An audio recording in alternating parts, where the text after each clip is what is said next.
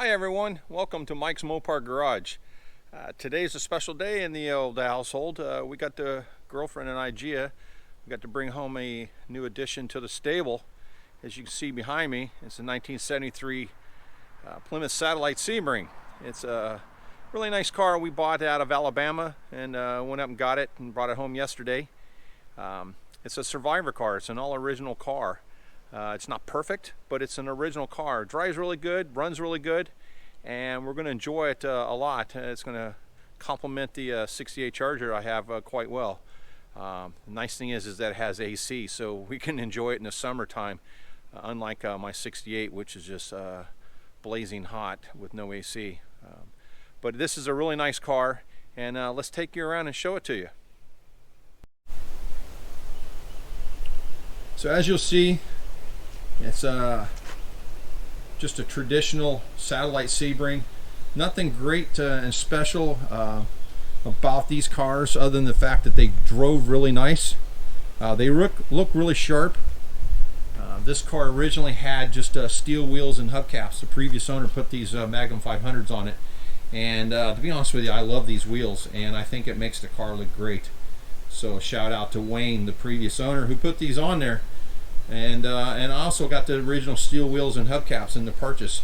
So for whatever reason or another, if I did a full restoration and wanted to go back a factory original, I actually have the wheels and the hubcaps, which are in remarkable shape.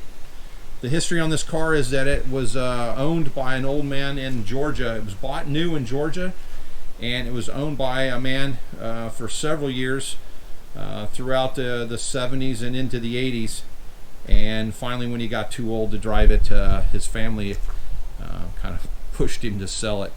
It was sold to a guy who just owned it briefly just to flip it, and then it was sold to a gentleman in Alabama who owned it for about 15 years, and then he sold it to another gentleman in Alabama, and he's owned it for a while, and that's who I purchased it off of. So technically I'm the fifth owner, but the fourth owner to enjoy it. This car is going to stay with us for quite some time. It's not going to go anywhere. You just don't find these cars every day. It's got a few little nicks and dings in it. As I said, the 85-year-old gentleman that owned it, he had a few instances with it, with his riding lawnmower and so forth. But it's a wonderful car. It does have a few very unique features.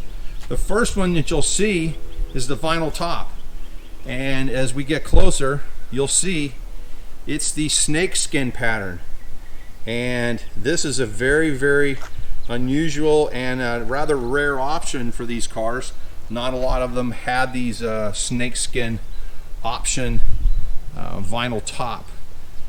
If any of you guys out there that view this video know more about the package and the rarity of these snake skins, please comment on the video and let me know, because I'm learning about this as myself, kind of going along.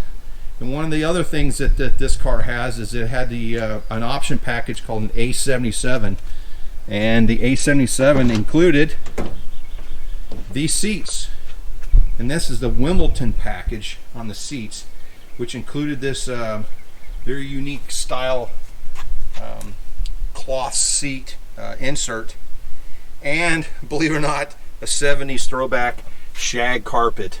It's got a thick pile shag carpet, which is the original carpet in this car. It's never been changed, and it's again in remarkable shape. The back seat is in tremendous shape. There's no rips or tears in this car, and as to try to preserve it, it's even got an old school style seat cover on it that the previous owner put on there. It's a clear plastic, and that's to try to preserve that seat. To get in and out of it, you can wear that cloth, and I can only imagine that cloth material is very difficult to locate. Actually, I'm going to be doing some research to try to find some either new seat covers and or material to store and keep handy in case the day comes that I got to replace these, and then I'll have them on hand, because I think as the years go by it's going to get harder and harder to find these. The door panels are okay. They show their age. They are available reproduction through Legendary Interiors. I've looked at that, and there may be a time down the road that I go ahead and replace those, but for now we're just going to enjoy it as it is. I mean, it's not perfect. We knew that. We didn't buy it as a perfect car. We bought it as a driver. And obviously, if anybody has seen my videos and knows me, I drive these cars. I don't just, they're not trailer queens. This car came home on a trailer, and I suspect that it's going to be the only time it's ever going to be on a trailer, unless there's some issues that come down the road. As you'll see, the front end, the grille is perfect. There's no cracks. There's no breaks in it. And it's a wonderful car. We're very, very happy. Gia, my girlfriend, is over the moon on it. She is, this is going to be her car to drive.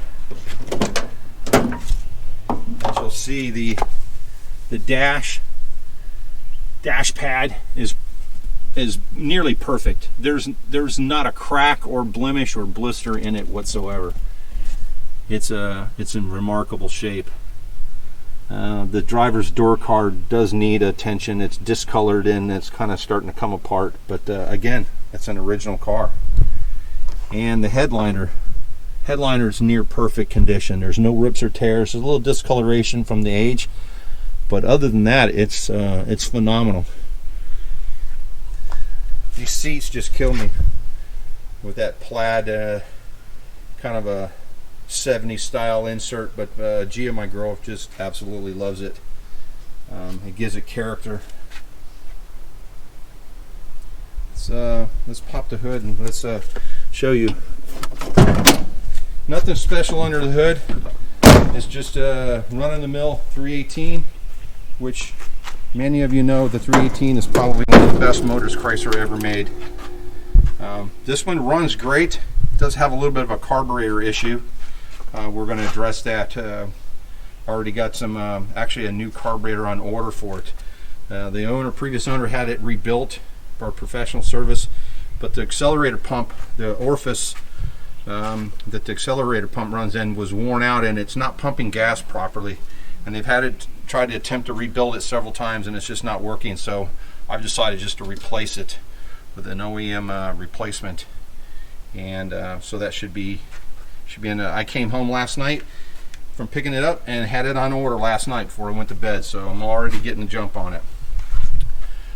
Some of the upgrades we're going to do to it is just drivability stuff, like suspension, putting some new shocks on it, some new the shackles, the rear release spring shackles, and the rear release spring eyelet bushing. They're pretty much toast. The rubber's falling out of it and just in bad shape. And the other thing that we noticed last night, as many of you will see, if you can see down the line there, is the weather stripping. The weather stripping is in bad shape, so we're going to replace that. I already got that on order as well from Steel Rubber Products. Many of you know Steel Rubber Products makes some excellent stuff, and rather than ordering it from some of the other places that maybe get them from China or somewhere else, going with the good stuff. So we're going to put some Steel Rubber Products on there for the weather stripping. The weather stripping for the doors and stuff are okay. They're starting to show their age a little bit, but not too bad for the age. And I would suspect, after looking at them, these are original. I don't think they've been replaced. So you're looking at rubbers from 1973. The door closes really, really well. It's phenomenal. Here we have the trunk, and this is where it really shows how well this car was taken care of. The trunk in here is just remarkable. And you even pull back the trunk, and there's obviously going to be a little bit of surface rust just right there. I don't care who you are, you ain't going to get away from that. And then the same thing on the other side. It's phenomenal, the shape that this car is in. We're going to be looking at this weather stripping for the trunk. It's starting to show its age, so it might be something we're going to look at to replace here really soon. My cars stay inside of a shop, so they stay out of the weather. So the immediate need is not going to be right now, but we're going to get this done and tidy her up. Some of the upgrades we're going to do is we're going to get rid of that lame small single exhaust pipe. We're going to put a set of duals on it, and maybe some of you guys can comment to let me know, because one of the things I'm thinking about doing is putting a set of 73 Roadrunner tips on it, dual exhaust and 73 Roadrunner tips. Also, you guys let me know what you think. In the purchase of this car, I got an original, very good condition 73 Roadrunner hood. It's not painted, it needs to be painted. But what do you guys think about me putting the 73 Roadrunner hood on this, and then putting the 73 Roadrunner dual exhaust tips on it? Many of you know they're the tips have got the little slots and the little orange inserts in them. I don't know.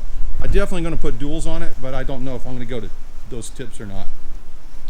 I don't want to take away and I'm not looking to make a Roadrunner clone, but I do like the look of those tips, and I do love the way that hood looks. But again, this is an original car, so I'm trying to stick to the original concept of it. Many of you will notice, and if you're an astute Mopar guy, this car did not come with this driver's side mirror. The previous owner actually got this off a 73 Charger, what he told me, and it's an exact match of the style of the mirror that's on the driver's side, which did come with a car. So he put that on there because he was backing it in and out of his driveway, and he just thought it was a safer deal to be able to see better backing in and out of his driveway, his carport I should say. So he put that on there, and to be honest with you, I think it looks really, really good. It matches. It's got that nice shiny chrome look to it, so why not? Looks great. Well, there you go, everyone. There's our new car, a newest addition to the stable, our 73 Plymouth Satellite Sebring. G and I both love the car. She's over the moon since this is going to be mostly her car to drive around. We can't wait to get it out this summer and enjoy it, especially with that AC down here in South Florida. It's a must, and we're going to enjoy it and get it out and show other people this time capsule.